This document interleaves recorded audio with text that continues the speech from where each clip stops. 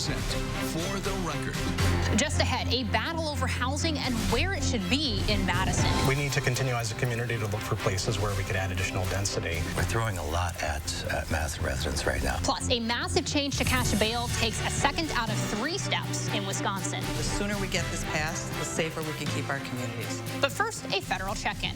Welcome to For the Record. I'm Naomi Coles. Just as Congress gets past its bitter battle in selecting a Speaker of the House, they're met with a new impending crisis dealing with their debt. Madison area Democratic Congressman Mark Pocan joins us this morning with a check-in from D.C., except from D.C. to here. Good morning. Right here. It's good to be home. Thank you. Absolutely. Let's talk the federal debt, though. I mean, right now we've hit caps. The U.S. Treasury has to step in. Walk me through what's going on and what to expect. So I think the best way to explain it is, what is the debt ceiling? So when Congress passes our appropriation bills or the omnibus budget bill, that's committing to spending. That's like you signing a mortgage or signing a loan, that you're going to buy a car. The debt ceiling is just what adjusts to match what you've already spent. It doesn't add to the debt. It just matches. It's kind of an extra motion that, quite honestly, is often used by some in Congress to cause havoc rather than have a real useful function. And that's what's happening right now. There's some folks in the Republican Party who want to play with this, say, oh, you have to cut spending. Well, we already committed to the spending. You already signed the mortgage. The question of whether or not you're going to mail your check isn't really a question, because if you don't mail your check, you'll be foreclosed on, right? And that's what's going to happen here. If we don't lift the debt ceiling to match the spending that Congress has already committed to, we can go in default. That can do all sorts of things like affect people's Social Security checks, people who are serving in the Army, their paychecks, mortgage rates, other interest rates. There's a lot of negative consequences if you mess around with it. So that's why we always have, like 78 times, lifted the debt ceiling to match what we've already agreed to spend as a Congress.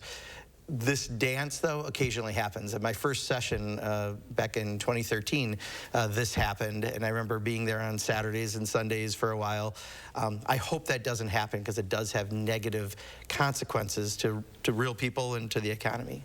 There's a lot of finger pointing that goes around whenever this news cycle happens, right? Republicans point at people like you and they say, stop spending so much. But on the other hand, there's also tax cuts over and over that contribute to this. So you have tax cuts on one hand, you have lots of spending on the other. Where does it all stop? When do we get this under control? Yeah, I mean, a quarter of the debt was added just during the Trump administration when they did the large tax cuts for the richest. So you're right. There's plenty of, I think, blame to go around. But at the end of the day, if Congress has voted on a budget, then we have to live up to those obligations. And right now, the president will give us a budget in March. I serve on the Appropriations Committee. The Republicans are in charge of the House. They can pass their own budget. So saying somehow that you're going to retroactively ask people to cut what they've already approved and we have approved as a Congress doesn't make a lot of sense. Their opportunity is now.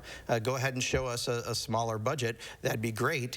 And then have that move forward and negotiate with the Senate, try to get it done. But to do it right now does jeopardize our country's full faith and credit, and affects paychecks going out to people in things like Social Security, and I think that's way too risky of a gamble. Senator Mitch McConnell said, and I quote, "I would not be concerned with a financial crisis." Do you agree with that assessment? I think what he's saying, and he's not saying it directly, is there are plenty of reasonable folks in the Republican Party who probably won't ultimately want this to happen and probably won't let it happen long term. I think there's a good chance that because of what we saw, the 45-minute normal speaker vote took 5 days because of the factions within the Republican caucus. There are people who want to have a shutdown, but I think it'll be short-lived, because I also know there are people in the Republican caucus who say you can't mess around with this. We got to get it done, and I think they'll join Democrats to get it done, even if Kevin McCarthy doesn't show the leadership to do that. Which tees me up well to pivot real quick, because I think we have to talk Kevin McCarthy and the whole, the 5-day speaker vote. Is there anything that you know about what hasn't come out yet about how he got his deal? We have no idea. I mean, we know that there was a document shared that we did get a little access to in a Republican conference meeting. They want to go back to 2022 spending levels, some other things. But what they don't tell you, that sounds good, right? Let's go back to some, reduced spending. because there's discretionary, non-discretionary spending. In the discretionary spending, a lot of that is defense and other areas. They said they might cut defense, but then we've heard back since then they won't. Well, the percent they're asking for would be then a 17% cut on everything that's non-defense that's in discretionary spending. I mean, those would be really deep cuts to do something like that. So we'll find out, but that's just one example of something that's probably not realistic, but he's promised. And since now any one member can vote to get rid of him on the floor of Congress, I've got the feeling he might have sold a little too much out in order to get the title. Got it. How are your relationships right now, just going to this new session, with your Wisconsin colleagues from across the aisle? Yeah, I mean, Wisconsin's always worked pretty well together across the aisle in the sense that we're a medium-sized state, and to get resources for Wisconsin, we have to work together. California has 53 members. A lot of small states band together and have common interests, so we have to. But, you know, we've had some new folks that came to Congress, including someone most recently who actually attended the January 6th insurrection. I think the question there is, you know... And you're referencing Derek Van Orden. Yeah. And I think the question there is, you know, are you still an insurrectionist or are you now a member of Congress? Because you can't both be there to destroy democracy and then, you know, actually run the government for democracy.